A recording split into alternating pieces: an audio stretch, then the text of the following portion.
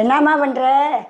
புடிகொல் கொட்டை செய்வோம்னுமா, அந்த இடியப்ப மாவு இருக்குல்ல, ஆமாம். அதில் புடிகொல் கொட்டை செய்வோம்னு. சரி சரி செய்யுமா. அந்த 2 பச்சை பயிறு வதக்கி போட்டு தேங்காய் போட்டு வெல்லம் போட்டு செய்யுமா. இதை எடுத்து வச்சிருக்கம்மா மாவு, இதால் ஒரு கிண்ணம். இதை வறுக்க வேண்டியது இல்லை, நம்ம அவிச்ச மாவு தானே இது. அவிச்சு காய வச்சது இல்லை? ஆமாம். அது வேண்டாம். இது வறுக்க வேண்டியது இல்லைங்க. இது இடியப்ப மாவு எப்படி ரெடி பண்ணுறதுன்னு ஏற்கனவே நம்ம சேனலில் வீடியோ போட்டிருக்கோம். இது அவிச்ச மாவு தான், அதனால் இது வறுக்க வேண்டியதில்லை. இது சும்மாவே வச்சுக்கலாம். ஒரு 2 ஸ்பூன் அளவுக்கு பைத்தம்பருப்பு எடுத்து வச்சுருக்கேன், இதை வறுத்துக்கலாம். லைட்டாக பொன் வறுவலாக அதை வறுத்து எடுத்துக்குவோம். இந்த அளவுக்கு பொன் வறுவலாக வறுத்தா போதும். இதை இப்போ ஒரு பிளேட்டில் மாற்றிக்கலாம். 1 ஸ்பூன் எள்ளு எடுத்து வச்சுருக்கேன், கருப்பு எள்ளு. அதுவும் நல்லா பொடன்னு பொரியிற அளவுக்கு பொரிச்சுக்குவோம். நான் கருப்பு எள்ளு போட்டிருக்கேன், நீங்கள் வெள்ளை எள்ளு கூட போட்டுக்கலாம். நல்லா வாசமாக இருக்கும் இந்த கொழுக்கட்டைக்கு இதெல்லாம் போட்டு செஞ்சிங்கன்னா. இதையும் இந்த பைத்தம்பருப்போட மாற்றிக்கலாம். இந்த மாவுக்கு ஒரு 1.5 அச்சு வெல்லம் உடச்சி வச்சுருக்கேன். இப்போ இதை பாவு காய்ச்சுக்குவோம். ரொம்ப பாவு பதம்லாம் வேண்டியதில்லை, வெல்லம் கரைஞ்சா போதும். 1 டம்ளர் தண்ணி ஊற்றிக்குவோம். மறுபடியும் நம்ம தண்ணி பத்தலைனாலும் மாவில் ஊற்றி நம்ம பிணைஞ்சிக்கலாம், ஒன்றும் பண்ணாது. இது வெல்லம் கரையட்டும். நம்ம ஒரு முடி தேங்காய் திருவி வச்சுருக்கோம், இதை லைட்டாக வறுத்து எடுத்துக்குவோம். ரொம்பலாம் வறுக்க வேண்டியதில்லை, லேசாக வதக்கினா போதும். ஏன்னா கொழுக்கட்டை மறுநாள் வரைக்கும் கெட்டு போகாமல் இருக்கும். இந்த மாதிரி செஞ்சோம்னா உடனே சாப்பிட்றதுக்கு வதக்கணுன்னெலாம் ஒன்றும் இல்லை. வதக்கிட்டு செஞ்சோம்னா மறுநாள் கூட சாப்பிட்லாம். கொழுக்கட்டை கெட்டு போகாது, ரொம்பவே நல்லாயிருக்கும். இந்தளவுக்கு லைட்டாக வதக்கினா போதும், ரொம்ப வதக்க வேண்டியதில்லை. இப்போ அதை ஆஃப் பண்ணிடலாம். குழந்தைக்கு பேர் வைப்போம்ல, அந்த ஃபங்க்ஷனுக்கு எங்கள் ஊரில் 16 கொழுக்கட்டைன்னு செய்வாங்க. 16 சாமி கும்பிட்றதுக்கு பிடிக்கிற கொழுக்கட்டை இது. பேர் வைக்கிறதுக்கு, பேர் வைக்க பிள்ளைக்கு பேர் சூட்டுற நாளில் சுடுற கொழுக்கட்டை. நீங்களாம் அதை செஞ்சு பாருங்கள்.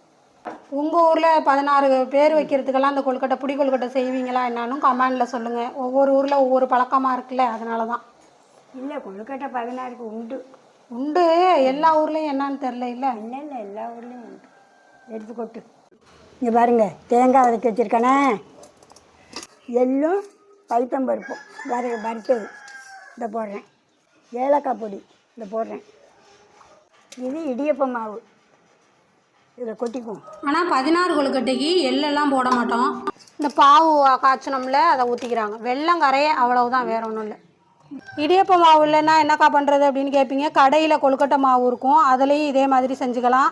ஆனால் அதை வறுத்துக்கணும். நம்ம இதை அவிச்ச மாவுங்கிறதுனால நம்ம வறுக்கலை. ஒரு ஸ்பூன் அளவுக்கு நெய் ஊற்றிக்குவோம், நல்லா வாசமாக இருக்கும். அதுக்காக ஊற போட்டு பச்சை அரிசி ஊற போட்டு இடிச்சிங்கன்னாக்கா அதை வதக்கிக்கணும், வதக்கி கொட்டணும். பச்சரிசி ஒரு 1/4 மணி நேரம் ஊற வச்சு தண்ணியை நல்லா வடிச்சிட்டு மிக்சியில் அடித்து, ரொம்ப பவுடரெல்லாம் அடிக்க வேண்டியதில்லை, கொஞ்சம் குறகுறப்பாகவே இருக்கலாம். மிக்சியில் அடித்து அந்த மாவை வதக்கிட்டு இதே மாதிரி செஞ்சுக்கணும். ரவா சல்லடையை போட்டு கடித்து செஞ்சுக்கணும், வதக்கணும். பாவெல்லாம் ஊற்றியாச்சு. 1 டம்ளர் தண்ணி ஊற்றி அந்த வெள்ளைப்பாவு காய்ச்சினோம், அது கரெக்டாகவே இருந்துச்சு. 1 டம்ளர் ஊற்றி காய்ச்சிக்கோங்க. உங்களுக்கு பத்தலைன்னா மறுபடியும் தண்ணி ஊற்றிக்கலாம். பத்தலைன்னா ஊற்றிக்கலாம். ஆமாம், தண்ணி அதிகமாக போயிட்டுனா அப்புறம் கொழுக்கட்டை பிடிக்க முடியாதுல்ல. கொஞ்சோண்டு சால்ட்டு போட்டுக்குவோம், அப்போ தான் இனிப்பு எடுத்து கொடுக்கும். கொஞ்சோண்டு போட்டிருக்கேன் சால்ட்டு. அப்படியே வாழ்த்து சொல்லிடலாமா? சொல்லிவிடுவோம்மா. ஸ்ரீலதாங்கிறவங்க பொண்ணுக்கு குழந்தை இல்லைன்னு சொல்லியிருக்காங்க, பையனுக்கு கல்யாணம் ஆகணும்னு சொல்லியிருக்காங்க. அந்த பொண்ணுக்கு சீக்கிரமாக குழந்தை பிறக்கணும்னு நான் வேண்டிக்கிறேன் கடவுள்கிட்ட. நீங்களும் கடவுளை வேண்டிங்க. அந்த பையனுக்கு பொண்ணு அமைஞ்சி நல்லபடியாக அமைஞ்சி சீக்கிரம் கல்யாணம் நடக்கணும். இந்த பாட்டி மனமாற வாழ்த்துறேன். கோகுலுங்கிறவங்களுக்கு பிறந்த நாள்னு சொல்லியிருக்காங்க இந்த மாதம். அவங்களுக்கு எந்த நோய் நொடியும் இல்லாமல் 100 ஆண்டு வாழணும், சகல செல்வமும் பெற்று 100 ஆண்டு வாழணும்னு இந்த பாட்டி மனமாற வாழ்த்துறேன். வாங்க வீடியோக்குள்ளே போகலாம். மாவை பிணைஞ்சி இது மாதிரி பிடிச்சி வச்சுங்க. அழகாக இருக்கா?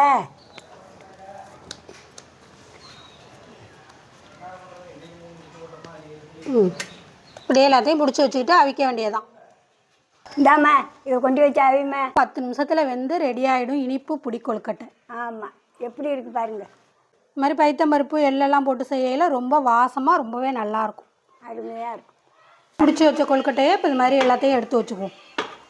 ஒரு 10 நிமிஷத்தில் வெந்துருங்க. ரொம்ப நேரம் வேக விட்டிங்கன்னா அப்புறம் அழுத்தமாகிடும். ஒரு 10 நிமிஷத்துலேயே வெந்துடும். நான் எடுத்து காமிக்கிறேன் பாருங்கள். அவருக்கு எவ்வளோ நேரம் ஆனாலும் அழுத்தமாகாமல் நல்லா பஞ்சு போல் இருக்கும். இது மாதிரி நீங்கள் கொழுக்கட்டை செஞ்சீங்கன்னா இந்த மாவில் மட்டும்தான்னு இல்லைங்க, நீங்கள் இடித்து வதக்கிட்டு செஞ்சீங்கன்னாலும் அந்த கொழுக்கட்டையும் நல்லாவே இருக்கும். இப்போ மூடி வச்சுருவோம், ஒரு 10 நிமிஷம் ஆகட்டும். இப்போ 10 நிமிஷம் ஆயிடுச்சு. இப்போ இது நல்லாவே வந்திருக்கும், நம்ம எடுத்துக்கலாம். அப்படியே புட்டு பாரு. இப்படி ஒரு கொழுக்கட்டையை எடுத்து வெந்துருச்சான்னு பார்த்துக்குவோம்.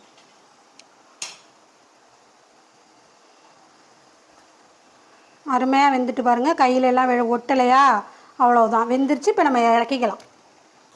இப்படி தட்டோடு எடுத்து அப்படியே குப்பரை கொட்டிக்க வேண்டியதான். இந்தாங்கம்மா புடி கொழுக்கட்டை. சூப்பர் கொழுக்கட்டை, எப்படி இருக்குது பாருங்கள். இனிப்பு புடி கொழுக்கட்டை நீங்களும் இதே மாதிரி செஞ்சு சாப்பிடுங்க, ரொம்பவே சுவையாக இருக்கும். நல்லா சாஃப்டாக அவ்வளோ அருமையாக இருக்குது. ஒரு 4 மணி நேரம் 5 மணி நேரம் ஆனாலும் இதே அளவுக்கு சாஃப்டாக இருக்கும். அழுத்தமாக ஆகாது இந்த மாவில் செய்யல. இந்த வீடியோ பிடிச்சா ஒரு லைக் போடுங்க, ஒரு சப்ஸ்கிரைப் பண்ணுங்கள். பாய். அடுத்த வீடியோவில் பார்ப்போம்.